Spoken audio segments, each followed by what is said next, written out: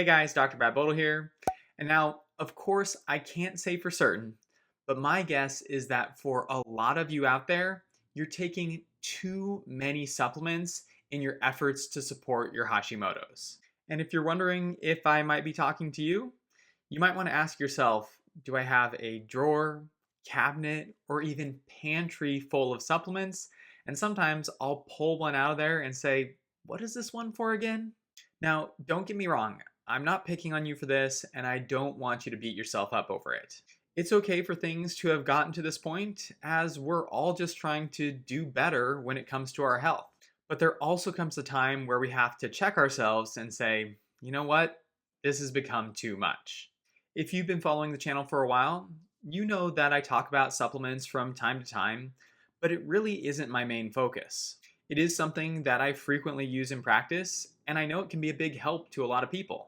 But there are so many people out there pushing certain supplements to help us address certain symptoms that I think it really leads to a lot of overload, and it actually ends up distracting us from understanding what is the root cause of our problems. Although supplements can help with that, a lot of times the way that they're presented is more as symptom management, and I think that is an unhelpful way to do it. But now that I think about it, supplements probably aren't as marketable if we talk about the way that they're affecting certain pathways in our physiology. And it's a lot easier to say, this supplement helps us to regrow hair, or this supplement helps us to lose weight fast. And if that's an area that we've been legitimately struggling with, even if that product sounds, a little bit scammy to us, we might say, I've had such a hard time with this, I might as well give it a shot and see what the results end up being. One thing leads to another. We're trying to address this symptom, we're trying to address that symptom, and soon we have our own natural dispensary in our kitchen. But why can having so many supplements become a problem for us? Well, when we're taking a bunch of different things, it can really limit the effectiveness of what we're trying to do overall. And there's a few reasons for that. The first thing is, when we have many variables, it's really hard to tell what's working for us. Even if we know there's a particular part of our physiology that we want to work on, say that our goal is to help ourselves lower inflammation, if we then take a whole bunch of things that are designed to help us with inflammation, how are we going to know in the end which one did most of the heavy lifting? Of course, there can be synergistic effects with these things, but in the end, we really won't know. And that makes it very difficult to leverage those specific formulas that are having the greatest impact. On the flip side, there could also be things that are working against you that you're not aware of. We know that with Hashimoto's, we have a breakdown of immune system function and a loss of tolerance. And that can make us more susceptible or sensitive to things in our environment, and that can include things like supplements and medication. Whenever autoimmunity is present, we have to adapt things for our own body and our own needs. And even if there was a situation where you're trying to manage a particular symptom and you know that this supplement is helpful for that symptom, even if everything lines up perfectly and you've done all the research and it makes a lot of sense, that supplement still might not be a good match for your body. And when we're taking a whole bunch of things, our ability to discern what's working for us and what isn't becomes that much more complicated. The next reason why too many supplements can be a problem is because even if we've done our due diligence and we've made sure that none of our supplements are causing any negative reactions or working against us, if we still have 20 things that we need to take, it can be really difficult for us to be consistent with the dosing and timing of those supplements. I've had patients tell me before that on certain protocols, they feel like they have so many supplements, they don't even have any space to eat because they're just taking capsules all day long.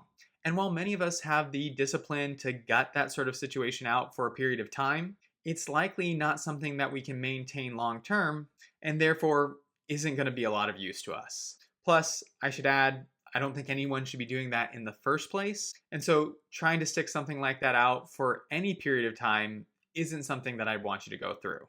And finally, it's expensive.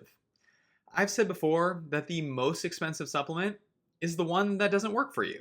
And even if it only costs you $1 to pick it up, if it's not conveying any noticeable benefit to your system, then that's $1 that's totally wasted. So we've already established that likely Not all of these supplements are going to be working in your favor. Some of them are going to be working against you.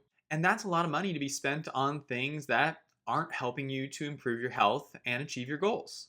But even if we were to be very optimistic and assume that none of the supplements are working against you, all of them are generally good, that list is still something that can be refined. We can do things in a more efficient and effective way, and that's going to save you a lot of money on the back end. Additionally, and I sort of alluded to this already, but to me, when we're taking so many supplements, it really feels like more of a distraction, and we're not focusing on those foundational aspects of our health, the ones that are going to make the biggest change for us. Instead of using supplements to support those areas, it's more like we're playing whack-a-mole. And when I see this happening, I start to become suspicious that we might actually be missing some things when it comes to nutrition and lifestyle strategies that would be much more effective for us and dramatically reduce our need for supplementation. When I work with patients, either one-on-one or in my course, we don't start with supplements right away. We make changes to nutrition and lifestyle first. And that can be a really helpful way to determine what areas actually need some extra help. Sometimes there will be situations where a patient will have a lot of reflux and digestive discomfort within 30 minutes of eating. And I'll make a note of that system and think, okay, maybe that person would benefit with some apple cider vinegar therapy or some digestive enzyme support. But then, after doing 2 weeks of nutritional changes, their reflux has totally cleared up. Now, of course, it doesn't always work that way, but that's a great example of how just making some sensible nutrition changes can lead to a reduction in the need for supplements. Since that symptom is already improving, we can look to other areas of our physiology that aren't and provide the extra support there.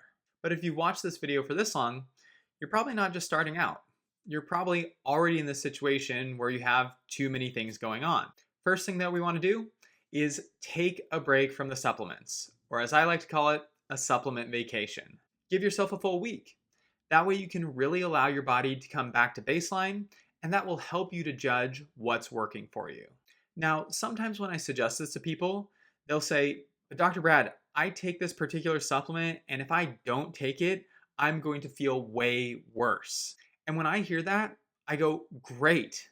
The fact that you know that that supplement has a very specific impact on you and taking it consistently helps you to feel better, then we already know that it's one of the good guys. And if what you're saying is true, then definitely keep it in as part of your schedule, but take out the rest. As we'll talk about here in a little bit, we're not worried about the ones that make a clear difference. We're more concerned with the supplements that, as I said at the start of the video, we look at and say, what was this for again? Does this make me feel better? I'm not really sure. But once we've taken our break, we can certainly add supplements back in, but only if they meet at least one of 3 criteria. The first criteria is actually what we just talked about, the supplement that we're scared about not taking because it makes a difference for us. And that criteria is, does this supplement make a noticeable positive impact on my health and symptoms? It happens all the time where patients will start a particular supplement regimen with me and they'll say, you know what, Dr. Brad, it's kind of weird. I actually feel better when I take these. And I'll say to them, yeah, that's the whole point. We want to take things that make an impact, that make a change, that cover things that aren't being addressed by other strategies that we're utilizing. Normally, I'll have people track this in one of 2 ways. Either they notice an improvement when they take the supplement, or if they take a break for a few days, they'll notice a difference in function and oftentimes a little bit of a decline. So on one side, it'll look more like, I know if I take that supplement, it helps me to have a better day. And on the other side, it might be a little less noticeable on a day-to-day basis, but when we have that gap or when we forget, things do get worse compared to our typical baseline.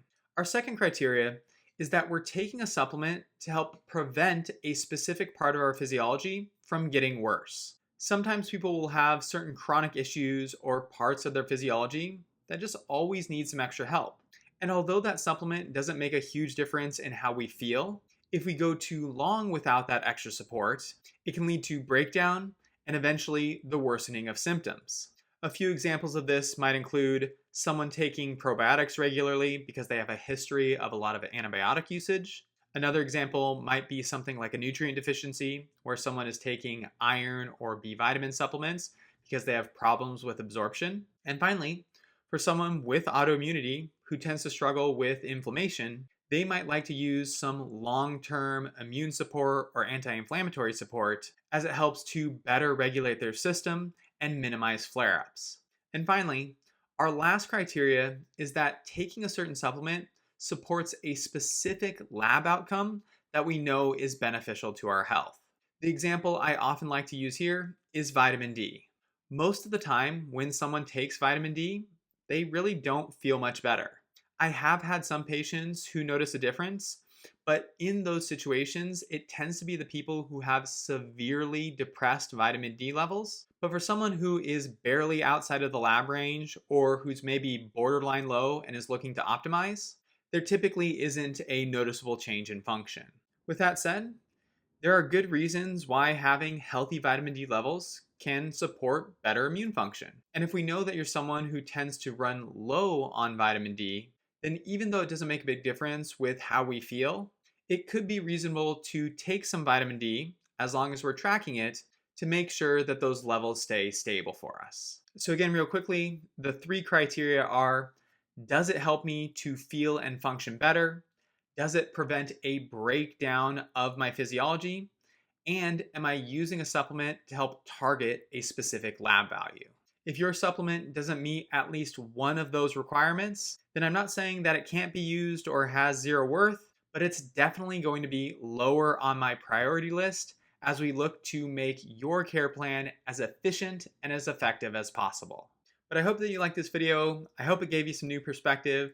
And if you are someone who's taking a whole bunch of supplements, maybe this is that motivating factor for you to reassess and make some better choices. If you have any questions, leave them for me in the comments, and feel free to share what supplements have been working well for you. If you like this video, but you're still struggling with symptoms, you're feeling a little bit overwhelmed about what you should be doing, and you're not getting a lot of help from your doctor, then I'd recommend reaching out and sending me an email at contact@seattlethyroidhelp.com and getting more information about my online course, Natural Hashimoto's Transformation. In the course, I'm going to provide you with all the help and information you need to truly understand your Hashimoto's, and also lay out all the tools and strategies in an easy to follow blueprint. That way you can start making some real changes and start seeing improvements in your Hashimoto's symptoms. In addition to the course material, there's also weekly live question and answer sessions with me. That way, if anything comes up, we can address it, and I can help support you every step of the way. So if that's something that sounds like it might be a good fit for you, make sure to reach out and we can find a time to set up a call where we can discuss all the details. If you're not interested in the course and you want to keep learning on your own, make sure to check out some of the other videos and playlists right here on my YouTube channel. Follow me on Instagram or Facebook, or grab either one of my free downloads, which are linked in the description box. But that's it for this one. I love you guys. I hope you're continuing to make good changes and you're continuing to see results. Also, I always appreciate the support you provide for the channel. If you did like this one, give it a thumbs up and don't forget to subscribe. But my name is Dr. Bodle. I hope you have a great rest of your week, and I will see you in the next one.